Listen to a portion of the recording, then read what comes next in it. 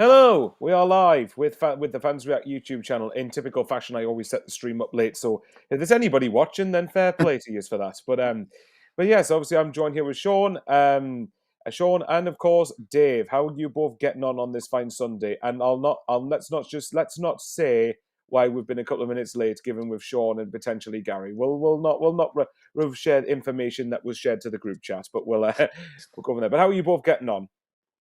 Dryer.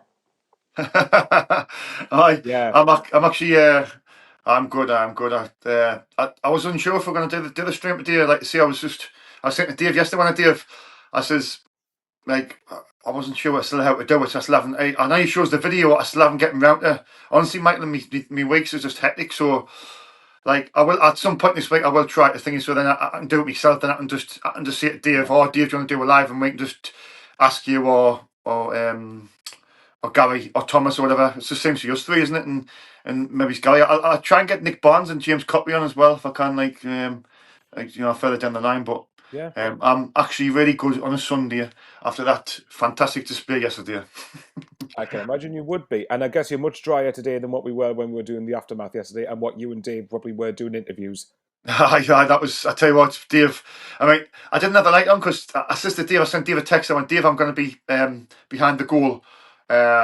Obviously at the aquatic, I put on. I think I put on social media as well. But as I said before, I haven't got many followers now because I deactivated. I had 8,000 followers. I deactivated, so I've only got a few hundred. I'm not bothered though. I'm not bothered. But I told Dave, and I stood there, and as I was coming out, I was running out to get under the shelter, and there was a massive puddle of water, and I stepped straight into it and went all over my leg and into my foot and everything. But I was. Well, we won 3-2, so it was worth it. Definitely worth it. No doubt about it. Definitely worth it, Michael. The thing is, I got the text from Sean. If I hadn't gone there before, I would have thought he was taking the mick when he said the aquatic centre. I've just clicked there. Obviously, when I sent you a message, aquatic guys, it was like the aquatic one. It was literally from I think 1:30 yesterday. It just didn't stop till about. I mean, once we've done the interviews, Dave, right, and I done after with Michael, ran down to Fitness 2000 where I parked my car, and literally it was like it just didn't stop. It was the wind was really strong as well, but like you see, it was all worth it because. What a game! I know. Obviously, we'll get into that just now, but honestly, fantastic, unbelievable feeling at the end of that game. Fantastic. Yeah, I mean, when you've been like in that position 2 down after a quarter of an hour, I mean, obviously anything's a plus, but yeah, it was great result. Yeah. Just a warning in advance, guys. I've got both the dogs with me, so one of them might try and pop on the stream. So we'll wait and see. I'm right, Luna. Oh, Sunderland massive. We're gonna get in Europe. No, look, obviously, but after the game, as Sean will probably vouch for, I still kept stubbornly saying 40 points, 40 points, 40 points, 40 points, and I'm still going to stand by that until we get that.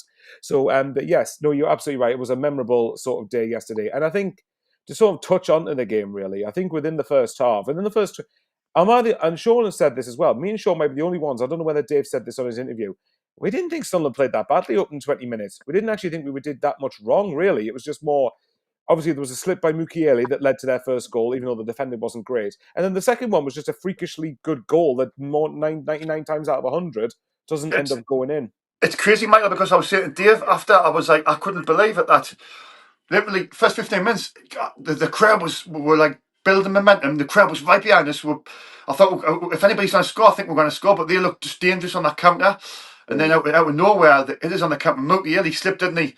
And I think I sent the replay back. It hit the post. It was a little bit unlucky, but like I said, the defender wasn't great. But they get that goal, and you think, that's only 1-0. But then that's the second one. I remember this like very clearly. Zaka took a short corner. I'm not sure why. I'm not all for these short corners. He took a short corner with Talby. Talby passed it back to him, but the pass back to Xhaka was power. It put Xhaka under pressure. He had to challenge 50-50. It went in the air. It dropped. Talby got it. He misplaced the pass, and then obviously Adams. I think it fell to Adams, and the finish by Adams was brilliant. Man, let's be honest. Was a fantastic goal, like lobbed it, and I think nowadays the keepers they always get told to come further forward, don't they? Players like as a sweeper sort of thing. So I'm not going to blame Roofs at all. It was a fantastic finish, but 2-0 down, you're thinking, this is going to be a long day of this. And I was saying to, I think, Morgan and Jordan, I was saying at the end of the game, I was saying, like, a lot of things go through your mind at that point when you're 2-0 down. You think things what's going to happen. I'm thinking myself, I said to Gary as well, can I get a point? Can I get a draw at this? Can I come back? And we're never going to win this game. I'm thinking in my head, we're not going to win this now. The best we can hope for is a point. But I think obviously getting the goal when we did the penalty, which was a penalty as well, they checked it back. Lafayette done brilliant, mind, didn't he, to show a lot of composure and pull it away. And that was behind my end of the goal. And when he hit the net, the water's like that. It was Just a fantastic flies off finish. the net, and yeah. And I think at that point, Michael Dave, I think at half time, Lebris, I think he's very, very tactical. Newson, I think he's obviously just telling them, look, just calm down a bit. Just we're still in the game. We'll come out second half. We got the goal straight away, which was massive. It was a brilliant little pass point from Xhaka into Traore. And Traore, I've got to put this out there as well. I think Traore was brilliant. First half, I think he tries. People say he tries to take too many men on. But I think if there was going to be a goal, it was going to come from his side. And I thought he had a fantastic game. And it was just a bit unfortunate when he went off. When he did, I think it was my man of the match actually. But then obviously on the 65th minute, I think it was, when we got the 60 minutes. Sorry, Lebris made the 3 changes, didn't he? And that's what I like about Lebris as well. He's looked at that game and it was 2-2, and he wasn't content on just getting a point. He went, "Do you know what? I think we can nick this. I think we can get another goal and get the 3 points." Bear in mind, we've got Liverpool, City, Newcastle, Brighton, Leeds coming up, big games. And he's thought, we can get 3 points here, and fantastic. Honestly, these changes is getting us the winner. Brian Bobby's come on and he's getting the goal, 3-2. Fantastic scenes, unreal. Very quickly on Brian Broby, actually, I think, like I said to you yesterday, Sean, I think after everything he's been through off the pitch in Ajax, with all the really deep personal stuff that's been happening to him, I'm so delighted to see back-to-back goals at the stadium, like in 2 games in a row, and it's really, really good to see. I think quickly on the. For fantastic. I think as well, personally, I thought both wingers were very good. I thought Talby was really, really good yesterday. I know obviously he had the pass that led to the second goal, but in general, I thought he was great at taking his man on. He took him on at the right moments. He passed it at the right moments. And I think it's clear to see that with Talby, he's someone who is going to develop, I think, into a really, really good Premier League level winger. But I think with Traore, I thought Traore was decent in the first half. There was a couple of times where I felt his decision-making final third could have been a bit better. But to be fair to him, second half until he went off, he was outstanding. I thought he was because I thought Bournemouth's left back had the better of him in the first half, but second half they couldn't live with him. And what was helpful is that if you look at the movement from Traore to get into the position to have the shot for his goal, it's really, really impressive to see. And I think it was Xhaka who ended up passing it through to Traore. So correct me if I'm wrong on that, but I'm sure it was. It definitely was. Yeah, I thought it was. So and obviously I did say with Traore, when you look at it, really, if Talby and Traore, who I thought both played really well, we spent £22.5 million combined on the pair of them, which in Premier League money is like, well, pocket change. Pennies, isn't it? Really, it's pennies now. Yeah, exactly. And it'd be pennies probably when Dave was a young lad. Sorry, Dave, to bring up your age there, but hey, he's not that old, dear man. A bit of cheekiness here and there. Sorry? We didn't talk in millions when I was a kid. Imagine when you were a kid what the transfer fee, record fee would have been. Probably like, what, £200,000 or something, probably. Less than that. Yeah, that would probably say it, wouldn't it? But what do you think, Dave, then? Because obviously, what was you going through your head after the first 15 minutes when we're 2-0 down? Did you have the same belief as Shaw? Did you have a belief we could get something out of the game at least? Well, I hope so. I mean, a couple of things I've noted from what you lads have said there. The goal, the second goal, the goal that Bournemouth scored, the lob. First of all, I'm not keen on goalkeepers playing sweeper, but there again. Xhaka, you were talking about the short corner. Xhaka has to. This is not being critical at all, by the way, but Xhaka has to get the ball on his left foot. He has to. So he brings it in on his left foot, or he plays it short and makes a better angle to get on his left foot. If you noticed, he hits it off the lad and it goes up in the air, because he uses his right foot to stand on and pass. But that's not being critical. The goals all came at a good time. The penalty on half an hour was just after half time, and the substitutions were brilliant, as you've all said. So, Yes, it was a great performance to come back into the game. What was your question there, Michael? I've just rambled on over. No, it's fine. Don't worry. I'll put you to shame on rambling. I do that all the time. No, my question was, what did you have the belief that we would at least get something out of the game when we went 2-0 down? In the past, if we've gone 2-0 down, you never think that's going to happen. Yesterday, you're not sure. You think this team never lies down. It never lies Yeah, down. You correct. know, I they agree. will have a go. I see something where it's been 170 odd games in the Premier League, and we haven't come back from 2 down till yesterday. Yeah, I've seen that. Yeah. It's the first time, Dave. I think they said. First time in our history, isn't it? I think the first time in the Premier League history we've come back from a 2-0 deficit to win a game. And my friend sent us that one. That again, brilliant, absolutely brilliant. Like, No, So absolutely. never say never with this team. Well, yeah, exactly. But I think as well, we were thinking that when we got one back before half time with a penalty, which by the way, I watched a Bournemouth vlogger not long ago, and I thought that was it, that it was a penalty. I'll just add Gary into the scene here. There he is. yay! Just complete the screen. There he goes.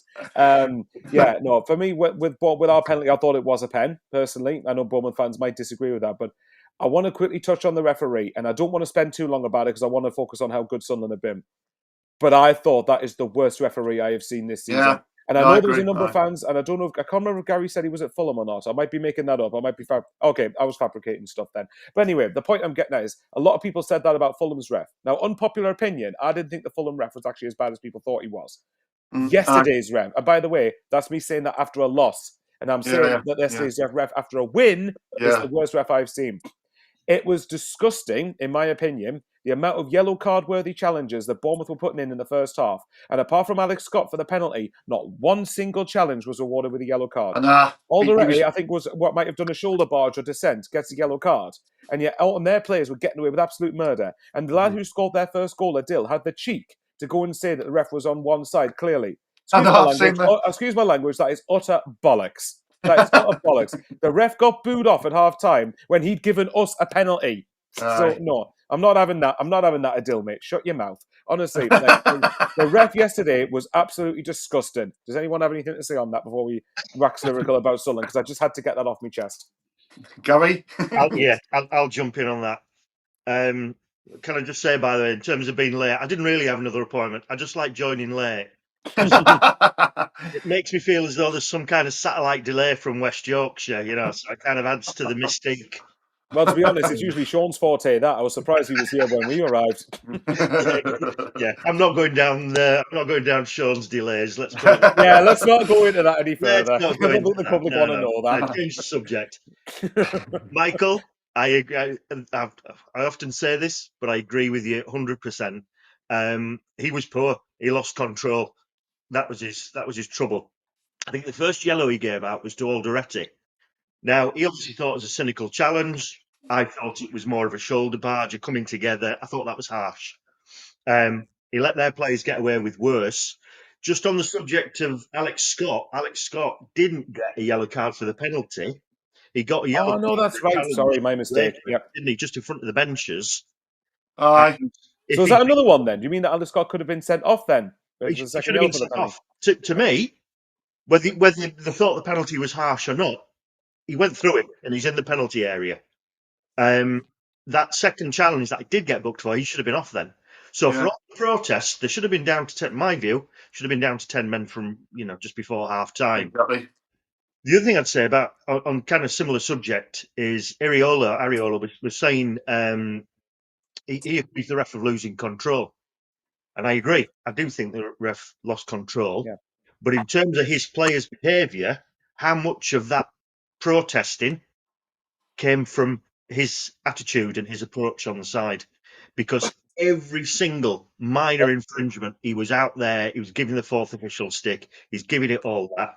And so actually, I think the players take from the manager. That game didn't finish, I think, about 7 minutes after 5 last night. We had 10 minutes first half, 10 minutes second half at the time. It was really late. And a lot of the delays were down to their players protesting over everything, arguing. So when we talk about the ref, he did lose control. He lost control in the first half with a couple of innocuous challenges in bookings. He then couldn't carry on giving bookings as often as he did. He allowed terrible dissent I think, from their players. I completely agree with you. And Spot on, actually, Gary. Spot on, Gary. in the North Stand, we were saying, look, somebody's going to get sent off here because there's a few bookings, and if they keep on like that, he's got to send one of them off. And Yeah. so, I mean, the elbow at the end, I didn't spot it. So fair play to the ref for spotting the elbow on Siddiqui. But sooner or later, they were going to lose a man. And I do think that the manager's got to take some of the responsibility for the behaviour of his players. By the way, great team. Enjoyed watching and thought they were very good, even down to 10 men. But the manager himself has to take some responsibility for that, I think. I agree with you. Sorry, Dave, go on. They know how to play. They're a good team, but they also know how to win all the time. The thing is as well, Scott got took off early, didn't he? Because I think He got took off, yeah. Sent off. So it was all. The referee certainly wasn't averse to rain, was he? Because he was with 8 minutes in the first half and nearly 10 in the second half, and everybody's getting drowned and without any real rhyme or reason to it. But there you go. In the end, it's a good win. Absolutely, and I think you are right. And I had to get my rant about the ref out the way because they're seeing that comment from Adil from Bournemouth on BBC Radio Solent or whatever it is. And I was like, you are effing joking me. So like, no, not a chance. But the ref you're right. The ref had absolutely no control of the game by the end, and I think you're right actually that one of them eventually was going to get sent off for the amount of dissent they were getting away with. And actually, it's not just a Bournemouth thing. I think players get away with dissent far too much. I thought refs were meant to be clamping down on this. But as soon as everyone plays around the referee, well, you should be going, card, book them. That's dissent. But yeah, I don't know. Sorry, Sean, I think you had the Premier League, Michael. Yeah. You wouldn't get away with that in the Championship, but in the Premier League, because they're all, presumably influenced by TV, Sky, all the rest of it, they let things go. I think so. That. I try not to focus too much on the referees. I don't know what it is. Like, you go to the match, you want us to win, obviously, but for some reason, like yesterday, I was sort of, the referee was really, really poor, wasn't he? Like, it seemed at one point I was watching him, right? I don't know if you've probably not seen it, but he looked at the linesman to make a decision when he was 10 yards away from this incident, right? He looked across the other side of the pitch for the linesman as if to see it. Well, I'm thinking, hell on a minute, you're like about five yards away from the incident. You're looking across to your linesman to make a call. Do you know what I mean? It was just for a throw-in or something like that. And I'm thinking, tell you what it was, Sean. I think if we're thinking the same thing, it's when the ball looked in the first half looked as though they were protesting the ball had gone out of play. Yeah, Talby might have retrieved it, pulled it back, and it wasn't over the line. The ref's there, and he looks at the linesman, and the linesman's unsighted. He's got the goalpost in the way, so the ref gave it, and surely the ref could have seen that. Robinson, I think was his name. There you go. I might have typed a comment on here. Yeah. I can't argue with that comment. No, but to be fair, but I want to move away from the referee because obviously we don't want to. I want to spend a bit of time talking about how good we were because I'm going to be on here for another half an hour pretty much. So we'll wax lyrical about this. I'm sure people would rather watch us do that. What I would say, and I think both Gary and Dave said this, and me and Sean said this yesterday. Make no mistake how good a win that is, by the way, because Bournemouth are not a bad team at all, and I think that's I think Bournemouth, because I think, and Sean knows what I'm going to say here, but I think there was a lot of people before the game that were talking about, Sunderland beat Bournemouth, man. I'm like, that's the club name Bournemouth you're looking at. They're a good team. Don't confuse it. They are a very, very good side. And I thought, if anyone's epitomised it yesterday, I thought Semenyo, when he got going, I thought you were thinking, oh no, this is what an established Premier League quality side looks like. And this is why I think it's vital for us to be the team that effectively replaces Wolves and stays up and becomes an established 17 team, hopefully. But yeah, I thought I'll ask you to the two this, Gary, so I'll ask you. When we went 2-0 down, did you have belief that we would at least get something from the game, even if you didn't think we'd win it? I'm struggling to answer the question, Michael, because I was almost in two minds. Yeah, okay. Well, talk us through your two minds then. I'll share both of them. Yes and no. These two minds argue with each other all the time. So is it like the devil and the angel on your shoulder? No, we won't get anything. Yeah, we're gonna win 3-2, man. He's in my ear all the time. He's honestly. On one hand, I felt a general calmness, and what I mean by that is I didn't feel a panic, and that panic that sort of feeling of a bit more chilled about it was because I felt as though the players didn't stop playing, and I thought we'd made a great start. Yeah. I thought we had whatever it was, 75 minutes to get back in the game. So my belief was if we pulled back one before half time, we were still in it. If we kept doing what we were doing. So on one hand, I wasn't panicking. I was kind of thinking, yeah, we've got some belief here. And when we did ping one back before half time, albeit through a penalty, it's like, right, we're in this. We'll come out second half, and I truly believe. And at that point, I'm accepting in my head, I'm accepting a draw. A draw would be a good result for me. I was like that as well before kick-off, by the way. A good Yeah. team. The other thing in my ear is, and this is the cynicism, sooner or later, we're going to lose football games. Yeah. And I know we lost to Fulham, but we'd only drawn the 2 games before that. You mean go on a winless run at some stage? Yeah. Yeah. We're going to have a bad patch. Oh, yeah, absolutely. And you lads will have it as well from anybody who knows you and likes football. They'll want to talk about our football team, and then they'll say, but your bubble will burst. And they're going about AFCON, and you can't maintain this, and you can't do that.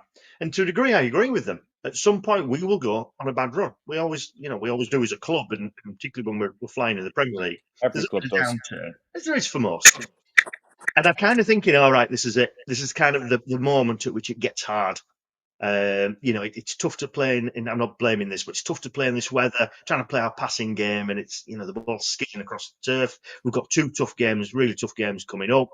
I won't mention the third, but you can't at some point, we are going to drop points, and maybe this is where we slip back a bit. But then I've also got confidence in Reggie to then turn it back round, learn from it, And so I didn't lose confidence in the team, but also didn't lose confidence in the fact that if we did lose, we would continue to grow, and we'd still be in a great position. And again, that there's that thing. On one hand, absolutely delighted with what we've done. I think we've been brilliant.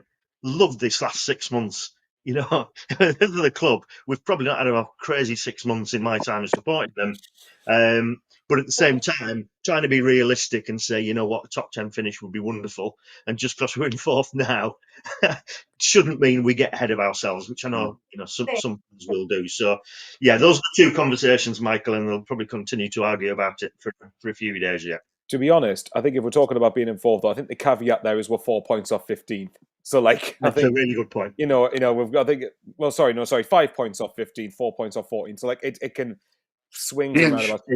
Yeah. The way I kind of looked at yesterday, because I agree with you, I think going into the game, I said I thought a point against Bournemouth would be a good result as long as Leeds lost at Man City and Burnley lost at Brentford. Now, both of them happened anyway, so even if it ended 2-2 and they both lost, I would say, right, that's good. You've gained an extra point on the 2 of them. You'd have been 9 points ahead of Leeds and 10 ahead of Burnley. That's still a healthy enough position because, what's the first aim always been? For me, it's about getting 40 points first and foremost. Now, if we have a bad run, if we reach 40 points, then have a bad run, as long as it doesn't include the mags away, then it's fine. You can live with it because then you go, well, you're probably not going to go down then. So, but I think top 10 finish would be absolutely fantastic. I think I'd be happy with anything as low as 14th. I'd be content with, say, 12th to 14th sort of position, really. As long as you're comfortably ahead of the bottom 3, I can live with it. But I had faith when we were 2-1 down at half time. I did secretly fancy us to get something at least because I thought we've got the momentum. The momentum's kind of with us. You've got the home crowd behind you. You've probably got, as bad as the ref was in the first half, that probably united the Sunderland fan base into sort of making it more of a siege mentality. So thanks, ref. That's one thing I will thank you for. But either way, I think it was. But what was good is that we got level very quickly, and obviously me and Sean talked about it. The proactiveness, and I think Dave mentioned it as well. And I'm sure you'd agree, the proactiveness of Reggie to make 3 changes at 2-2 when he brought on Hume, Brobby, and who's the other one, Mundle. And I thought Mundle played pretty well when he came on as well. Actually, all right, yeah. But we'll talk about Brobby's goal, right? What was your level of limbs on a scale of 1 to 10? Mine was 20 because that's probably the most mental I've celebrated a goal so far this season because of the way the game was going, the way it was 2-0 down, come back to 3-2, and I think just seeing everyone. I was watching I don't know if you've seen it, but the Bournemouth vlog I was watching, the Bournemouth away end it's a perfect clip. It was where like you were here. 2 seconds later, Bobby puts his 3-2 up. Brilliant stuff. Anybody take that and go ahead. But do you know what was funny about that was that just before the corner had come in from the fear, the fans are singing their Dan Ballard, the song, right? And I was thinking, imagine if he scores here with a header. So I think Robbie stole it off him then. but I think their How players have dare he. obviously went towards. And I've watched it back, the replay, because I've got back in the house. When the ball come in, they were all focusing on Ballard because he's the main threat, isn't he? And I thought, because I was at the other end, I thought Broby was by himself, but he wasn't actually. He just got above his defender and he got a good head on it, and it was a Centre forward fantastic fantastic cross by corner by Lafia. It was similar to the one for Ballard and against Coventry, but just unreal feeling when it went in. It's like emotion, relief, ecstasy, euphoria, jubilation, everything. I was just like, if I can just see this out now, it'd be fantastic. And obviously we didn't. What a day! It's just lost for words outside interviewing the supporters. It was just fantastic, brilliant feeling. Of course, it would have been for me. I think very quickly on this comment. 4 points off the next 3 games would be magnificent, as long as the loss is at Man City or something. You know where I'm going with that. But yeah, I think I kind of went from jubilation to get the F in, we're winning, and then I was like, oh crap, we've got 20 minutes now to see this out. And obviously they hit the bar not long after that, didn't they? So I was thinking, oh God, these are a good team. But go on then, Dave, what were your thoughts? So how mental did you go as much as you could do when Robbie put us 3-2 up? Well, it was very similar, like Sean says, it was very similar corner to the one that Lafia put in for Ballard in the Coventry game. Yeah. And I think what you said there is right. They are putting their attention on Ballard, and that gives a little bit of room, but Robbie's strong. Oh, he is. I had a hold of him, and he held him off nicely to get head on. And yes, it was one of those moments, wasn't it? Yeah. But as Michael says, there was still a long way to go. It wasn't a 95th minute one or anything. There was still a long way to go in the game, and longer than we thought at that time. But it's important that we continue to stay in games, and we stayed in that game, even at 2 down. We stayed in the game, and as we just said earlier on, the penalty came at the right time, the equaliser came at the right time, and everything worked out from there. So, yeah, fantastic. Gary? Yeah, just excuse me, a quick one on Brobby's goal. I didn't realise it was Brobby at first. I'm at the other end of the North Stand. But having watched it back, he doesn't jump, or he barely jumps. Well, if you watch it again, he barely gets off the ground. It's his strength that creates that. Because, like you said, the defenders got hold of him. I do think they've gone to the back post because that's where Ballard and Alderete are, and that's where the pushing is. And I think the referee already stopped it because they might push it. Yeah, he did. Yeah. Like you say, the Enzo Lafie corner, similar to the one against Coventry, it's kind of near post, and it's just the strength of the player that gets the goal. Yeah. He barely gets up, nods it down, and as Acacia's just said on the comments, the Bournemouth keeper was just it was right in the corner, and he just stood there and watched it. I didn't go mad at that time, by the way, Michael, because I thought there's still a lot in it, and in my head, I could see a 3-3. Ben said before. I could as well. I could. Yeah. Well, they were close to it, weren't they, when they smacked the bar in the last 10 minutes? So, and what a shot that was from was it Tavernier? So yeah, absolutely. I didn't go mad, but the full time watching those 10 minutes go through the additional time, that was worse for me, and it was just pure relief at the end. And yeah, 3 points against a team like Bournemouth, where we've been 2-0 down. This resolve and resolute attitude that's in the team, it only keeps building. I wouldn't say they keep surprising me, but we'll talk about the late goals, we'll talk about digging in against Villa with 10 men, that kind of thing. To come back from 2-0 down and win 3-2 against a top 10 Premier League team, wow. That's on its own. Do you know what? I think Bournemouth. I've watched them 3 or 4 times this season. I said to Michael and Dave. Do you know what? It's a tough game. These can play football. You could see yesterday there was some lovely little interplay. And Semenyo's he's a player. He's probably going to get into one of the top 6 sides. No disrespect to Bournemouth, of course, but he's a real player and he's a real handful, a real danger. We're a good side. Sean, we're 4th in the Premier League, top 6 side. Just saying. No, obviously that's a joke. Yeah, but I know what you mean. Like, I watched them against was it Liverpool? They played on the opening day, and they tore Liverpool apart. And they were very unlucky to lose that game 4-2. So I think that for all I wasn't impressed with the conduct of a lot of their players, like what Gary's mentioned earlier, they're a good side. They're not to They can be. play football. Yeah. Yeah, exactly. They're not to be Yeah. sniffed at. And I wouldn't be shocked if they're an outlier for a European place at the end of the season. Really Yeah. wouldn't be shocking me at all. So let's quickly go through some more comments then before we talk about the general picture stuff. Liverpool is going to be an absolute easy game. Acacia, you haven't followed Sunderland long enough. Liverpool is not an easy game, I'm afraid. Unless you meant to say it isn't going to be one and that came out as a mistake. I think that's what you mean, Michael. Yeah, Yeah, well, I hope It's so. always positive. I need more of that. Yeah, we'll wait and see. But to be honest, if you offered me a point on Wednesday now, I would still snap your hand off for it. Absolutely. But I will say this, mind. If Slot's still there, I wouldn't rule out us getting something. Mm-hmm. Not saying I expect it, but I wouldn't rule it out. Manchester City's going to be the most difficult. Michael, we've just got to go there on Wednesday, right, and just set up like we did against Chelsea, against Crystal Palace, Arsenal. Do that, set up like that, frustrate them, 5 at the back, frustrate them, let them have the ball, and try and hit them on the counter attack. That's all we've got to do. Yeah. You never know. But the big thing for us is because we won yesterday. If we lose the next 2, people are going to go, right, you know what? It's Liverpool and Man City away. So exactly. You're not expecting anything. We're not expecting anything. So we'll wait and see. Chase says, but Manchester City is going to be so difficult. We've got Man City's. Yeah, look, Man City's kind of one of those where I'm thinking if we get anything. I know Leeds gave them a good go yesterday, to be fair to them, actually. But yeah, I think Man City, if you're being realistic, and especially if we've got the Jaka Siddiqui yellow card situation, if they're gonna play on, if they don't get booked against, I actually wouldn't complain if both of them got booked against Liverpool, because Man City will probably get battered without the 2 of them there. But I also think, well, horses for courses, but we'll wait and see.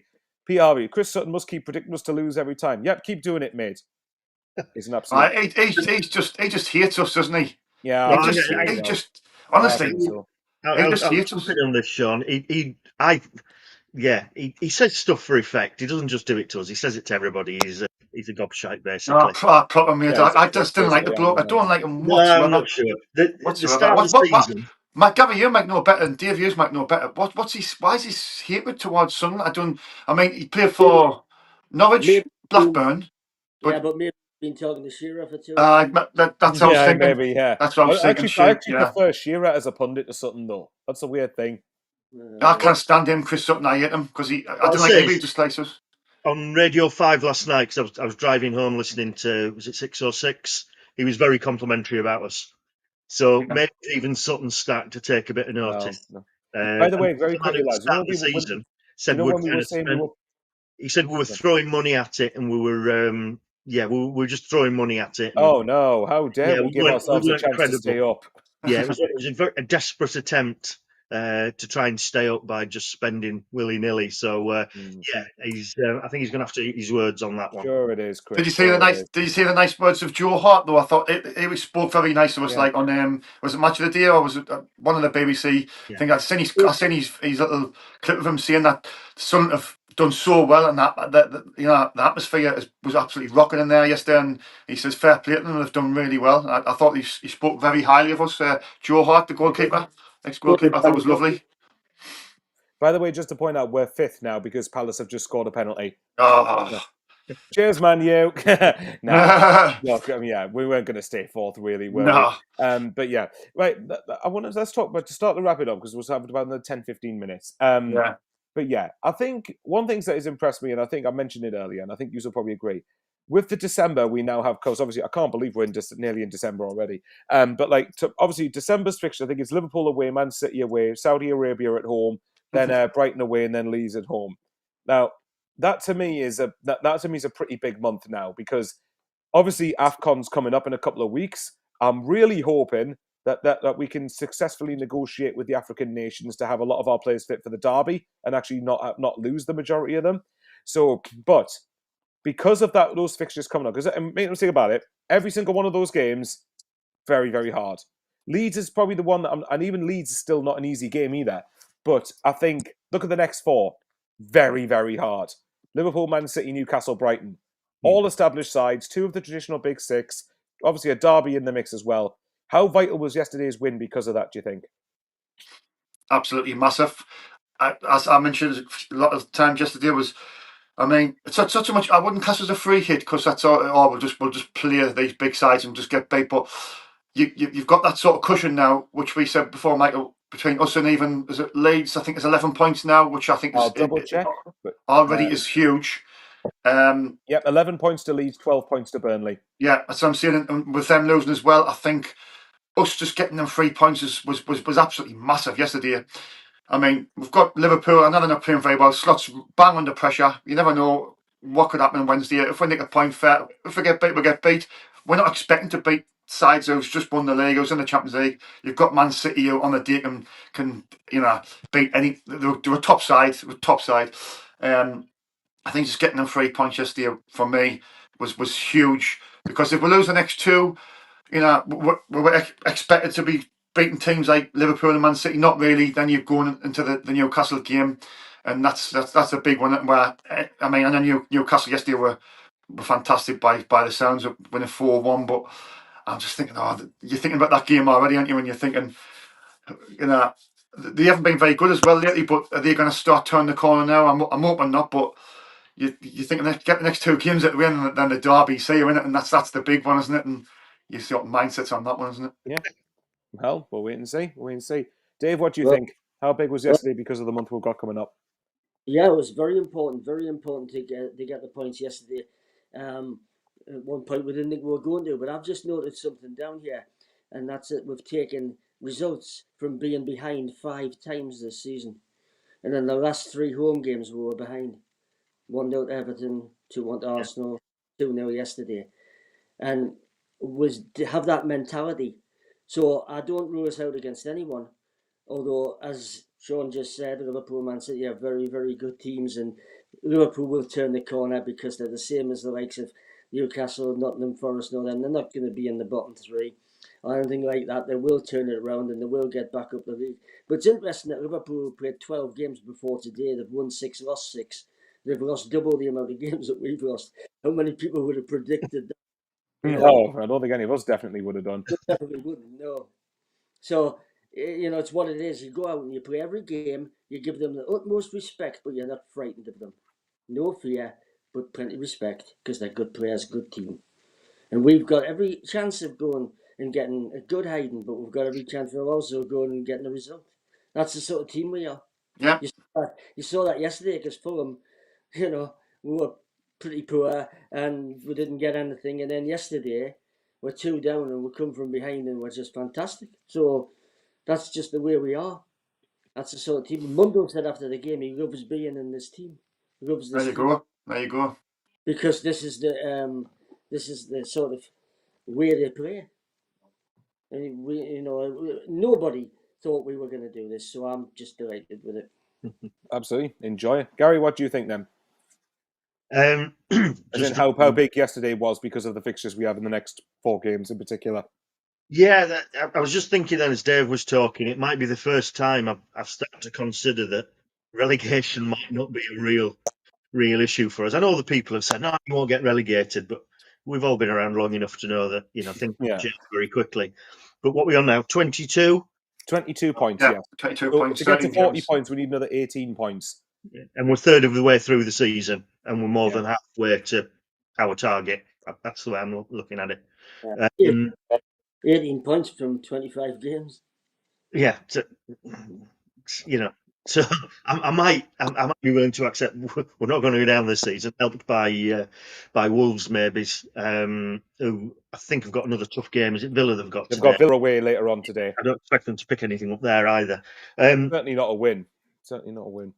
I think one of the things that, because we've all been watching Sunderland for a long while, we've always got that hint of potential disappointment in the back of our minds. And even today we're talking about, the derby's looming and we know how much that means to both fans. The whole country is now watching our derby. It's, seen as being one of the big matches of the season. There's incredible interest about it.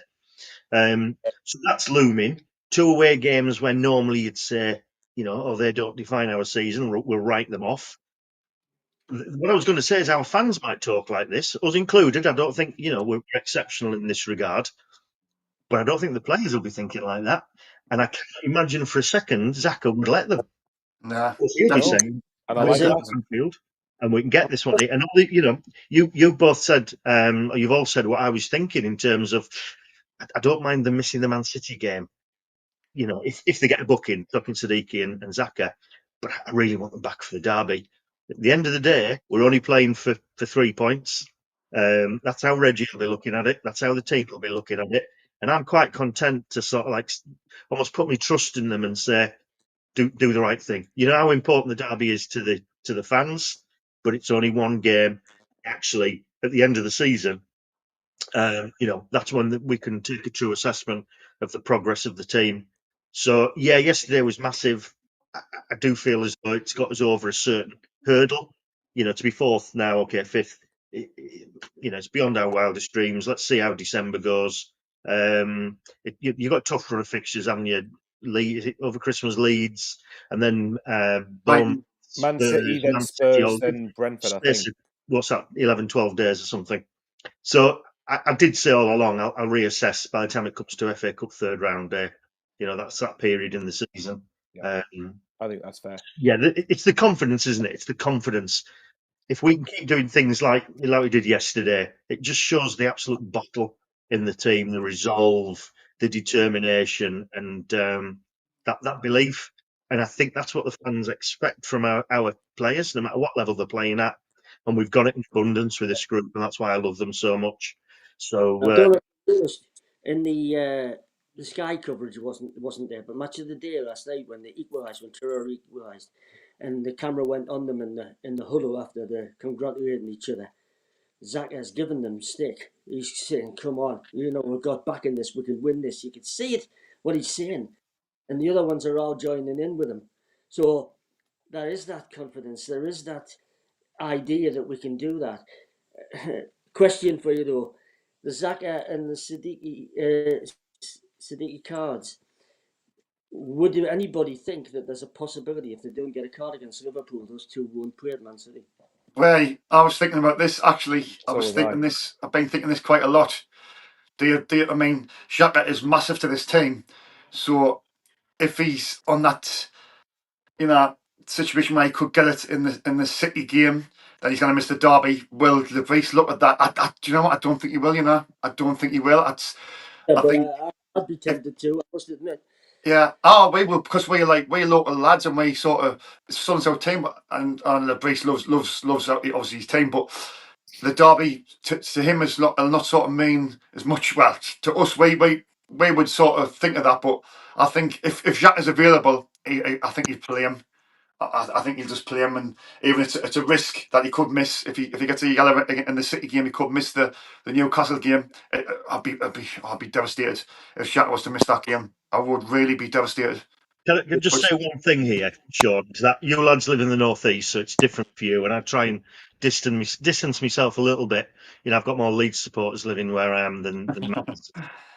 So I'd have to put up with them on a daily basis. So your derby's on the 27th of December then? Well, to some respects, yeah. Yeah. Look, I know how much it means, and when it comes to the day, I'll get the butterflies. And I never enjoy derby days because until full time, same. just so much on them. So I get all that. But the other thing I was going to say, you remember Ellis Short? Ellis Short, I think, came out and said, or he said to the managers, all you need to do at Sunderland is avoid relegation and beat the Mags. Aye. Great season. No, see, I hated that. And I hate that. I Yeah. hate that mentality, and it worked against us for me. And Yeah. I'd rather.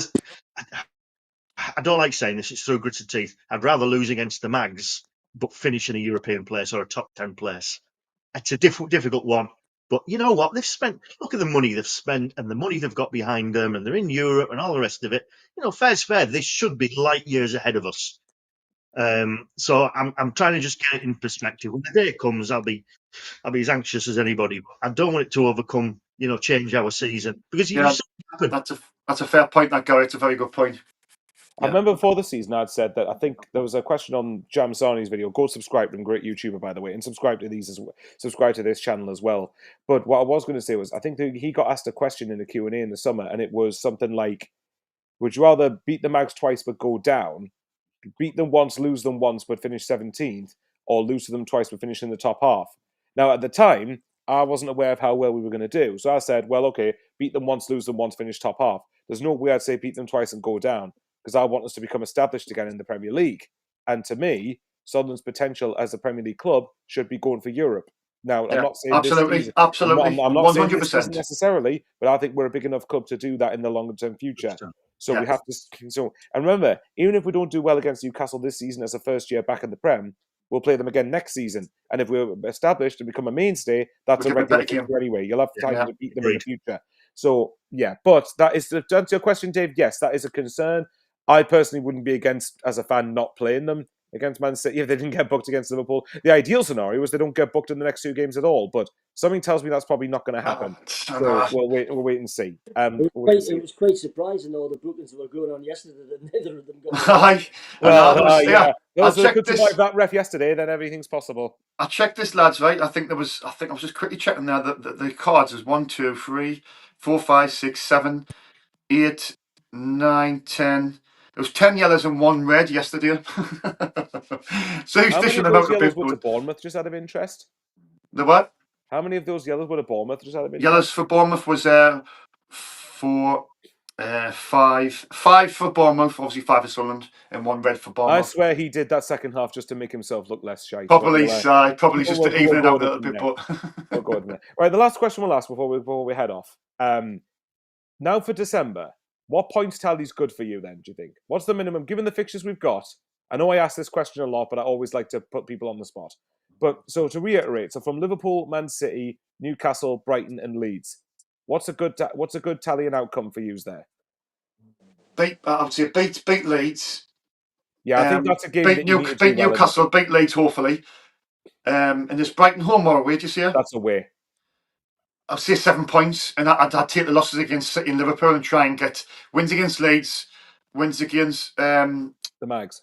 The Mags and Brighton, 7 points. I'll be content. I'll be more than content with that. I'd be more than happy with 5 to 7 points personally. Yeah. I think because I'm looking at I'm thinking to myself, if we do well in the 2 home games, then the away games, the way I look at it is I expect us to lose all 3, if I'm totally honest. Don't understand how good a team, like with Bournemouth, Brighton are a very good team as well. They've beaten Newcastle at home. They've beaten Man City at home as well. That's no mean feat. Brighton are a very, very good side. So I personally think if we got anywhere between, if we did well in the 2, if we got at least 4 points in the 2 home games and maybe picked up a surprise draw in one of the away games, I'd be pretty content with that. But this is where Gary and Dave could probably say, nope, 15 points. Let's go for it. The wiser men will speak now. Well, definitely more so than me. Just very quickly, Palace could go 2-0 up here. No, they haven't. Okay. Sorry, go on. Well, I would settle for 5 points or so out of those games. Because remember, you're looking at the total, and that would take with the 27 points. Going into January, yeah. 30 away from it. As Gary said earlier on, we haven't played half the season, and we're halfway to the goal. So, yeah, I think that would be acceptable. But who knows with Sunderland? Who knows? You just don't, do you? What do you think, Gary? What would be a good points tally for you? Do you think being okay? What's your head saying? What's your heart say? The 2 little devils on your shoulder, Yeah, even while we're talking, I've got this debate going on. You're going to go, well, as long as we don't lose a couple of games, nah, screw that, we're getting 10 points, man. Yeah, it's proper bipolar, isn't it? Yeah. I hate this question, Michael, I really do. Because that's why I like asking it. I feel awkward. Okay, let me flip it to you then to make it a bit easier. If I offered you, say 6 or 7 points now from December, would you take that? I'd bite your hand off. Yeah, absolutely bite your hand off. And I think either you or Dave's just said about actually 1 win, 2 draws. That would be a decent return. When you bear in mind we're playing Liverpool and City away and Brighton away in this month as well. And Newcastle at home, which isn't easy either. I'll tell you where I'm at a little bit. I think Reggie and Speakman and Dreyfus, it's all about long term. It's all about the model, for want of a better phrase, the ambitious project, whatever you want to call it. And so I'm trying not to see anything in isolation. I'm trying to see the trajectory going forward. And that's why I don't want to obsess over 4 games or in particular 1 game. I'm trying to sort of like say, look, as long as we keep growing and building, and I do think we'll bring a couple of decent January signings in, by the way. I think Dreyfus has already alluded to that. So I don't want to get hung up on it. I don't want to get hung up on AFCON. I want to keep reassessing where we're at week on, cliche time. Of course. Yeah. Michael, you're on the stream in 10 minutes, so we'll have to cut the that's fine. We'll finish in the next 5 minutes. It's fine. I'll have to shoot straight off once we're done. But yeah, but go on. Now, what I was going to ask was, because I think for me, the way I look at it is, I would love to get, obviously, Newcastle, it's a derby, of course, that speaks for itself. For me, I think if you take out the fact it's a derby and you're looking just at this season and what our objective is, there is an argument that Leeds is just as big a fixture in that regard, because that's the game for me. That's the one I would argue you need to win the most, just because of the Premier League. Obviously, Absolutely. Newcastle, I would love to win that as much as any Sunderland fan would. I think the 2 home games are the most important of the lot of them, even though every game's important. But those 2 are especially important. That's the way I'd look at it. So the way I see it as, yes, I agree with what Gary said. I think if you look at the longer-term longevity and the longer-term picture, if we become a mainstay in the Premier League, which is what we all want, and where Sunderland, if competently ran, is where we should be, in my opinion, then we're going to play Newcastle every 6 months, pretty much. So that's going to be a regular thing anyway. Whereas with Leeds, I still have a good feeling that Leeds go down. And I think that to make sure that, to make absolutely certain of it, I know people, some Leeds, if any Leeds fans or the Leeds fans talking to Gary might say, you're talking nonsense, you're 11 points clear of us, we're not going to finish ahead of you. Well, But long season, you all know how long the season is and what can happen. And AFCON coming up, I do think people overblow it slightly on how much it'll be a detriment to us, and it will be to some extent, don't get me wrong, but it's up to 5-6 games. Like, it's not half the season. It doesn't. There's a lot of games to be played after AFCON, and I wouldn't be surprised if what Gary's saying, we get a couple of good January signings in. And I said this to Sean yesterday. It's the most excited I'll be for a window for Sunderland, actually, and it's so nice to actually see that, to actually be able to say it. And then even after AFCON, when players, assume injury permitting, players come back after AFCON, I'd be very excited. I'd be very excited to see what we could do. And Peter, just to start to end it, I love your comment here, but let's wait and see. I think we need Arsenal to have a considerable drop-off, mate. You know, I'll do a Leicester and win the league. Tell you what, let's win the FA Cup. How about that? And think of it this way. If we're close to 30 points, for example, by the time FA Cup third round comes, I'd like us to give that a go. Like, depending on what you get in the draw, why not? Why not give it a go? Nail my colours to the mast now. If we were to qualify for the Europa Conference, I would be in Wonderland. Oh, absolutely. I would be. So Absolutely. Any form of Europe. Yeah. I'd even if you offer, I know we're probably not going to win the FA Cup, but if you offered me winning the FA Cup and finishing 17th, I'd be over the moon. Aye, definitely, aye. Because you finished, you qualified for Europe, but you've won a trophy. So, you know, that's one of the, ask Palace fans what would be one of their best, probably their best memory. A lot of them would have been winning the FA Cup. So, you know, we'll wait and see. Anyway. Winning at Wembley's old hat now, Michael. We do it all the time. Well, yeah, true. But the good, you know, being serious though, right? If we got lucky with the draw to some degree and got to an FA Cup semi-final, the way I look at it is I would go to Wembley and just enjoy the weekend, because if we don't get through to the final, so be it. Whereas with the playoff finals, especially in League One, there was a lot of effing pressure attached to them, and going, my mood is dependent on what happens in the result. And even the playoff final last season to a degree, because I thought that was our chance to jump into the Premier League. Whereas if we had, I don't know, Aston Villa in an FA Cup semi-final or something, I'm like, well, realistically, I'm not expecting to win, so let's enjoy the fact we've got here. And then if you win, great, it's a bonus. So, I don't know. That's just my overthinking autistic brain of way of looking at it. So we'll see from there. But unless any of you, we're going to end the stream here. Unless anyone's got anything to add very quickly. No, just bring on Liverpool. Exactly. Bring on Liverpool. There's no reason. There's nothing to fear. Like Dave said correctly, respect them, but not fear them. And I don't know what Sean's doing. I don't know whether he's going off to do another certain thing that we're not going to go into or whatever it is. But his bed looks really lovely, nicely made there. You there, Sean? I've lost him. He's gone. He's just buggered off. All right then, guys. We will love yous and leave yous. Thanks to everyone who has watched, especially at short notice. Thanks to Dave and Gary. Hope you both have a very well. I would say Sean as well, but he's not here, so I can't say that. But yeah, hope everyone has a very good day. And let's hope results go in our favour and we stay fourth by the end of the day. Take that. Take care, everyone. Great to talk to you both. Thank you ever so much.